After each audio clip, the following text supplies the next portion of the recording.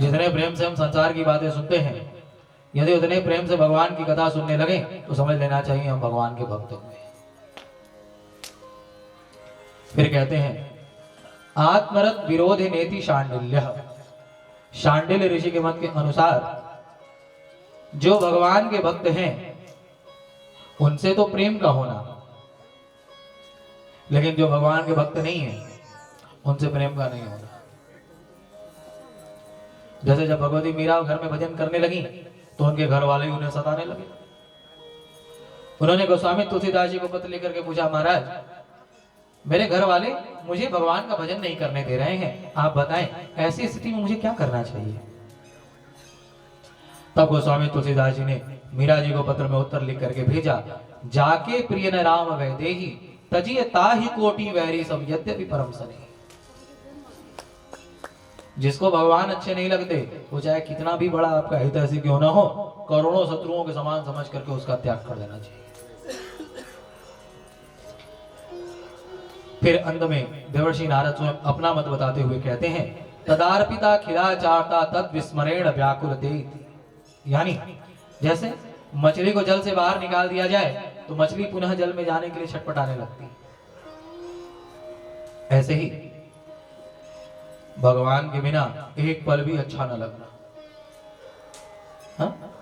थोड़ी देर भी यदि भगवान भूल गए तो व्याकुल हो जाना, अरे मैं थोड़ी देर तक भगवान का नाम भूल गया। एक दिन यदि भगवान की सेवा नहीं हो पाई तो मन में परेशान, अरे आज मैं भगवान का अच्छे से सेवा नहीं कर पाई, आज मैं अपने लाला का श्रृंगार नहीं कर पाई। ऐसे भगवान के भजन के बिना एक पल भी न रह पाना, यही भगवान की सच्ची भक्ति है।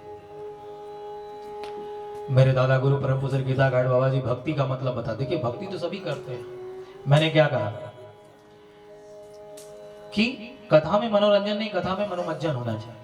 हम सभी भगवान की भक्ति करते हैं, लेकिन भक्ति वास्तव में कहते किसे ये जानने की आवश्यकता है। मेरे दादा गुरु परम पूज्य गीता घाट बाबा जी कहते हैं, भक्ति करने का मतलब है हृदय विनम्र बनाना, यानी अपने अहंकार का त्याग करना। जब हम भगवान के मंदिर में जाते हैं, भगवान को अपना दुख सुनाते हैं, हे प्रभु मेरे ऊपर ये दुख है, वो दुख है, वो दुख है, तो भगवान अपने कृपा रूपी जल की बरसात हमारे ऊपर करते हैं। लेकिन जैसे चाहे कितनी भी भयंकर वर्षा क्यों ना हो रही हो, उस वर्षा का जल कभी भी पहाड़ की चोटी पर नहीं टिकता। कहाँ टिकता है? जहाँ गड्ढा होता है। ठीक उसी प्रकार से जब हम भगवान के मंदिर में जाकर के भगवान से प्रार्थना करते हैं तो भगवान अपने कृपा रूपी जल की बरसात हमारे ऊपर करते हैं। लेकिन हमारे हृदय में जो अहंकार का पहाड़ खड़ा रहता है, उसके कारण भगवान की कृपा का जल हमारे भीतर नहीं टिकता। इसलिए कहते हैं भक्ति करने का मतलब है हृदय विनम्र बनाना, यानी अपने अहंकार का त्याग करना। भक्ति, ज्ञान और वैराग्य ये दो दो प्रकार के होते हैं। जैसे भक्ति दो प्रकार की होती है, एक होती है दिखावटी भक्ति और एक होती है यथार्थ भक्ति। जैसे माता पिता को गाली देना, सास ससुर का कहना ना मानना, बहू को सुनाना, और भगवान के मंदिर में जाकर के कहना तो मैं माता से पिता तो मैं। कौन सी भक्ति है? आप लोग बताइए भाई, कौन सी भक्ति है? दिखावटी भक्ति की सच्ची भक्ति है? दिखावटी भक्ति है। याद रखिएगा, गोस्वामी तुलसीदास जी ने जो भक्ति की भूमिका बनाई उसमें वो कहते हैं सदाचार जब जोग विरागा, यानी पहले हमारा आचरण है। यदि हमारा आचरण पवित्र नहीं है, यदि हमारा व्यवहार शुद्ध नहीं है, तो जैसे खीर चाहे कितनी भी स्वादिष्ट क्यों न बनी हो, यदि उसे कोई कुत्ता आकर के जूठा कर दे तो कोई उसे नहीं खाएगा।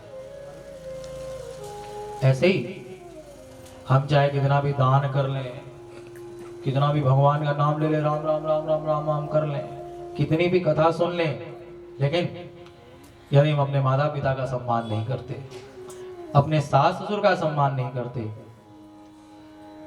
अपने बहू को बहू मानते रहते, बेटी नहीं मानते, तो समझ लेना चाहिए वो दिखावटी भक्ति। लेकिन जब हम अपने आचरण को शुद्ध करके उसके बाद भगवान के मंदिर में जाकर के भगवान की पूजा करते हैं तो उसे कहते हैं यथार्थ भक्ति। ऐसे ही ज्ञान भी दो प्रकार का होता है। एक होता है दिखावटी ज्ञान और एक होता है सच्चा ज्ञान। दिखावटी ज्ञान क्या है? किसी ने कथा में सुन लिया कि भाई चोरी नहीं करनी चाहिए, झूठ नहीं बोलना चाहिए, ये नहीं करना चाहिए, वो नहीं करना, और वो अपने स्वयं सब करता है। दूसरों से तो कहता है भैया ये नहीं करो, वो नहीं करो, वो नहीं करो, और अपने सब करता है। तो ये कौन सा ज्ञान है? दिखावटी ज्ञान है। लेकिन किसी ने जीवन में गीता का एक श्लोक भी ना पढ़ा हो, रामचरितमानस की एक चौपाई भी ना जानता हो, लेकिन कभी किसी के साथ छल नहीं करता, कभी माता पिता का अपमान नहीं करता, कभी ब्राह्मणों की निंदा नहीं करता, संतों की निंदा नहीं करता, गौ की निंदा नहीं करता, समझ लेना चाहिए उसे ही यथार्थ ज्ञान है। याद रखिएगा, आज तक कभी किसी के चित्र की पूजा नहीं बल्कि उसके चरित्र की पूजा की गई है। यदि राम ने रावण का आचरण किया होता और रावण ने राम का आचरण किया होता तो आज घर घर में रावण की आरती उतारी जाती। लेकिन राम का आचरण कैसा है? प्रात काल उठी के रघुनाथा, मात पिता गुरु ना वही माता। वही दूसरी तरफ रावण है जिसके लिए कहते हैं माँ नहीं मातु पिता नहीं देवा, साधुन सन करवा वही सेवा। इसलिए आज हम लोग रावण का पुतला जलाते हैं और भगवान राम की आरती उतारी जाती है। तो हमारे चित्र की नहीं बल्कि चरित्र की पूजा होती है। जिस ज्ञान को आचरण में उतार लिया जाए वही यथार्थ ज्ञान है। ऐसे ही वैराग्य भी दो प्रकार का होता है। एक होता है मरघट वैराग और एक होता है निर्मल वैराग्य। जैसे जब कोई मरता है ना तो जाकर के देखना जरा कभी, उस समय लोग बड़े ज्ञान देने वाले हो जाते हैं। अरे अरे सब एक दिन तो सबको जाना है भैया है? अरे संसार में कोई रहने थोड़ी आया है, ये सब धन संपत्ति सब कोई ले करके थोड़ी जाएगा। ऐसी बड़ी बड़ी बातें करेंगे है? और कभी उनके ऊपर आ जाए तो देखो क्या होता है। बोलो राधे राधे। थोड़ी देर के लिए तो ऐसा लगता भी है कि हाँ भाई सबको एक दिन मरना है। थोड़ी देर के लगता है हाँ भाई केवल भगवान का भजन ही करना चाहिए है? ये सब कुछ ऐसा ही बेकार है। थोड़ी देर के लिए हमें वैराग्य होता है, लेकिन उसके बाद फिर हम उसी पैसे के पीछे भागने लगते हैं, उसी संसार के पीछे पीछे दौड़ने लगते हैं। तो मरघट वैराग्य यानी जो क्षणिक वैराग्य है ये ज्यादा देर तक नहीं टिकता। लेकिन दूसरा है निर्मल वैराग्य, जब जन्म से ही किसी के भीतर ऐसा होता है कि भाई मैं कौन हूं, मैं कहां से आया, मृत्यु के बाद मैं कहां जाऊंगा, जीव क्या है, ब्रह्म क्या है, परमात्मा की खोज करने के लिए जो बचपन से ही चल पड़ता है उसे निर्मल वैराग्य होता है। प्रेम से बोलिए भागवत महापुराण की।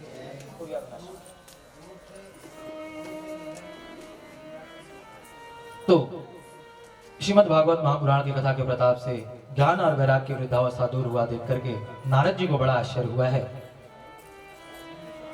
उन्होंने सनकादि ऋषियों से प्रश्न किया, महाराज अब आप कृपा करके बताएं कि श्रीमद् भागवत महापुराण की कथा से कौन कौन सी श्रेणी के जीव मुक्त हो जाते हैं।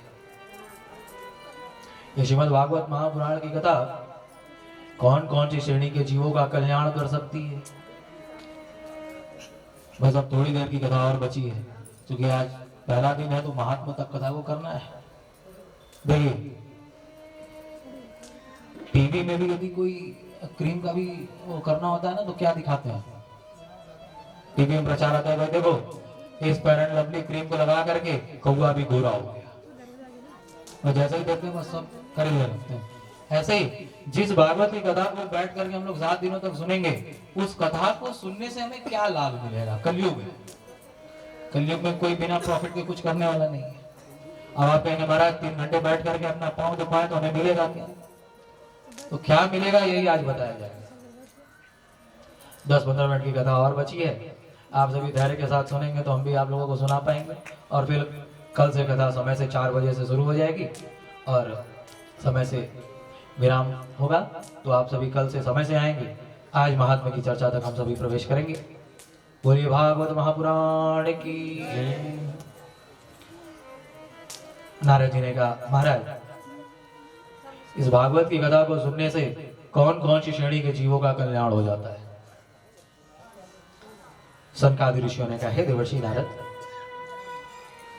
जो भगवान के भक्त हैं, जो भगवान का भजन करते हैं, उनकी तो बात ही क्या, बल्कि ये मानवः पापकृतस्तु सर्वदा सदा दुराचारता विमार्गगाः क्रोधाग्निदग्धा कुटिलाश्चकामिनः सप्ताह यज्ञेन कलौ पुनन्ति।